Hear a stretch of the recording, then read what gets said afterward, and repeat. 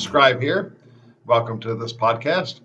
I'm going to do a short and quick recap of our December state meeting up in Forest Chapter at the really nice Fort McCoy Veterans Village. It was my first time there. It's a really cool place, really interesting, and it's a good thank you to all the veterans who have served. That now they get to stay and be taken care of in their elder years. So very nice to see. Lovely complex. So there's a chance we may be going back there again. So when we let you know when it is, if you can make it, it really is nice up there. And riding through the forest, it's very nice. It's good country, good place to see. So we had our December state meeting hosted by Forest Chapter. They did an excellent job. It's always good to go to Ocala area to Forest Chapter. In the meeting, one of the first orders of business we had to decide, we wanted to let the delegation vote on whether there should be a February meeting or not. As of the last week or so, we've had several days where over 10,000 new cases of coronavirus were reported each day here in Florida. And we just wanted to let the delegation decide whether we're going to have a meeting or not. At the Fort McCoy meeting, we were able to separate, as you'll see in the video, do a lot of social distancing. It was kind of outside. We want to be really careful and really safe with our members. So the delegation did decide and did vote to have the February meeting, and Treasure Coast graciously has set up a meeting site and hotel. We will get out their flyer as soon as I can. But as they've done in the past, they've always done a good job with the meeting. So we're looking forward to going to Vero Beach in February. We are still looking at going to the Capitol in April. Again, as of now, as of this video, the Capitol is still pretty much closed down. They're not letting visitors into the Capitol. As a matter of fact, even at the swearing in of the new legislatures, some of the legislators did come down positive from that. And as you saw in one of my previous emails, our Senate President, President Simpson, he has contracted COVID, so he's in isolation. So it reports with no problems, just the minor symptoms, but anybody can get it, and the Capitol's being very wary and very careful. Both the House and the Senate have now released their committee assignments. Our Senate Bill 278, has been filed. I'll talk a little bit more about that in just a little bit. The House bill has not yet come out of bill drafting. And neither bill has been assigned committees because both the Speaker of the House and the Senate President are looking at ways of doing meetings. Some of the options that they're having is having the meetings live at the Capitol in the committee rooms, but only having invited guests come in and testify. Everybody else, lobbyists, everybody else would have to go to the Civic Center close by and do their testifying and watching that on a live stream. So there's going to be less interaction between the two. They are also looking at maybe doing less committee meetings, or instead of having the committees every day, maybe break them up a little bit more. So again, things are still fluid. Things are still up in the air about what they're going to do. So I did send out an email earlier about the committees, about what they're looking to do. So take a look at that if you want to find out. As we find out more information, I will get it out to you. But as of now, we're going to plan as if we will be able to make it in April up there. We do have contingency plans just in case. If the Capitol's closed, if they're not allowing visitors, and at this time, we haven't been given permission to do our ride up to the Capitol and park on the Capitol gate. So if nobody's going to be up there, and if we're not able to get into the building, we have to decide what we want to do then. But we are putting together an option where to host the April meeting. So we will still have one.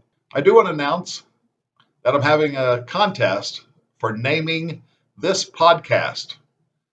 So if you can think of a creative name, a good name for what we should call this podcast, get it to me. If you have my telephone number, text it to me. My email address is flabatestatevp@gmail.com. You can send me an email, what you would like. The deadline for name submissions is New Year's Eve at the stroke of midnight. We will pick the winner, and the winner will get, for those of you who have been to state delegation meetings, we have 50-50 raffles. And so I will buy you my big arm's length of tickets. So hopefully you can win some money. If you are not an ABATE member or not able to go to our state delegates meeting in February, well, I will announce the winner and draw the tickets. Somebody in your chapter, I will buy the tickets, give them to someone you trust, let me know who that is, and they will let you know whether you win, and I will get with you. So again, submit your name for this podcast, and we'll see if you win. For insurance purposes, as you know, insurance, they have their own little rules, and they change them also often on us. One of the new changes concerns flyers. So no longer will you be able to put the words rights or rally on any flyer of ABATE of Florida. So gone are the days of the flyers for the ABATE Freedom Rights Rally up in Tallahassee. So you just can't use that for insurance reasons. The ABATE of Florida website, Brandy has been working hard on that, and she's going to make it more interactive for you. So you will be able to buy a membership by using PayPal right there on the site. You'll be able to, so then when you click you want to join ABATE, there'll be a drop-down box. You can pick the chapter you want to belong to or pick at large, and you can pay for it right there. So you will no longer need to, mail in your money. You no longer have to go to a chapter meeting and join. You can do it right there from the website. And with this PayPal feature, it does allow us to look at, other things that we can go into. If you want to make a donation to ABATE of Florida, I know several lifetime members who each year they donate $20 to ABATE of Florida. So if you want to make a donation, your company, your business, anybody wants to make a donation to ABATE of Florida, they can do that right there with PayPal. So look forward to new things happening with the website. She's getting it together.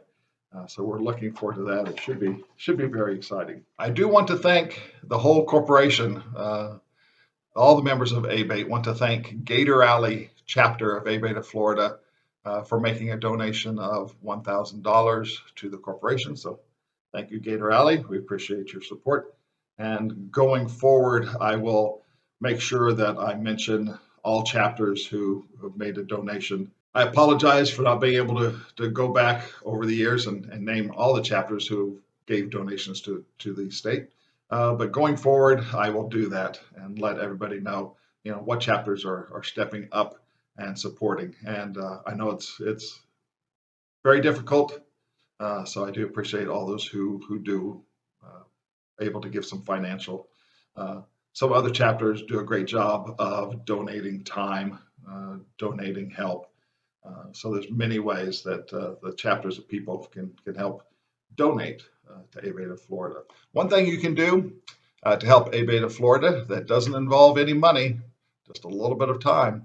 For those of you who are on Facebook, go to the ABATE of Florida Facebook page, like it, follow it, and communicate with other people. That way it gets the word out. The young ladies up in Gulf Coast who are running that, they do a great job of updating information, of getting information out, um, little messages. They do a great job of putting up flyers of what's coming up.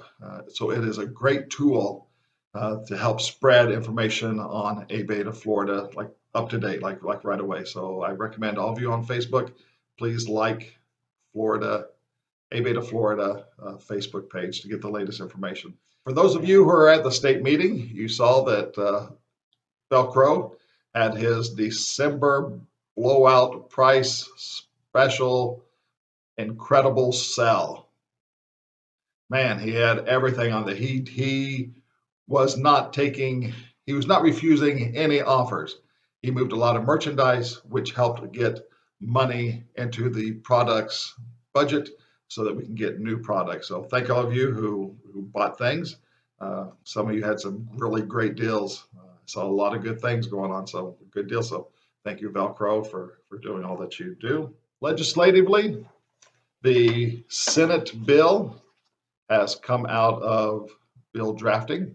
It has been filed and it has a number. It is SB, Senate Bill 278. It's titled Traffic Offenses, and it is sponsored by Senator Baxley. Brief overview on what it does. It's creating the Vulnerable Road Users Act. It provides criminal penalties for a person who commits moving violation that causes serious bodily injury to or causes the death of a vulnerable road user, requiring that the person who commits the moving violation pay a specified fine, serve a minimum period of house arrest, and attend a driver's improvement course, requiring that the court revoke the person's driver's license for a minimum specified period. I will post this up there. I did send out on my email list a copy of the bill and more information about it. So again, if you're not on my email list and you would like to be on my email list, please send an email to me. The email is down below, and let me know that you would like to be on my email list. During the legislative session, I send out more emails keeping you apprised of what's going on. So get on that. Income, they have not yet decided the date of the next Income convention. Again, I'll tell you, this COVID is really changing the way we do things now. So as soon as we find out more information about that, that is it.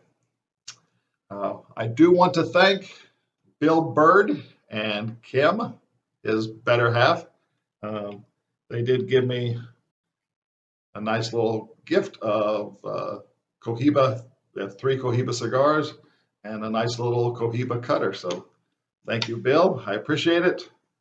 And Kim, I appreciate it that you did not smoke them all before I got them. The winner of the last trivia contest in my last podcast, the question was, who do we consider to be our best friends up in the state capitol when we are contacting and reaching out to the legislators? The answer is obvious. I had quite a few, people who gave the right answer, and all of them were from Lake County ABATE chapter. So Lake, you must have an incredible legislative trustee at your chapter who's doing a great job of informing your members. So thank you. But the winner, the very first person, and he nosed them out by just a little bit of time, was David Herman. So David, congratulations. You are a ninja of knowledge, my friend. You join the other ones who are high-ranked, incredible ninjas of knowledge. So thank you very much. The trivia question for this podcast is, how often do the states have to redraw districts, congressional districts? How often do they have to do it? And if you can, let me know why. What sets off the redrawing of districts?